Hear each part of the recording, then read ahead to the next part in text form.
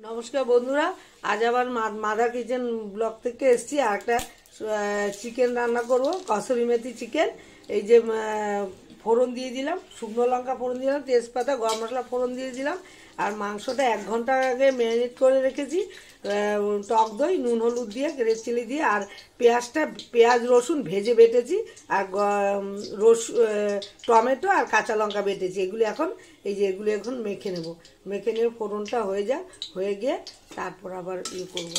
আর এটা হলো এই যে আলুটা ভেজে রেখেছি। যেহেতু আমার অল্প চিকেন, এই জন্য মশলাও অল্প, আলুও অল্প। আলু ছাড়া তো আমরা খেতে পারি না, আলু তো দরকারি। পরে আবার দেখাচ্ছি। আমার চিকেনটা কষানো হয়ে গেছে একদম। চিকেনের থেকে তেল ছেড়ে দিয়েছে, একদম ভালো রকম কষানো হয়ে গেছে।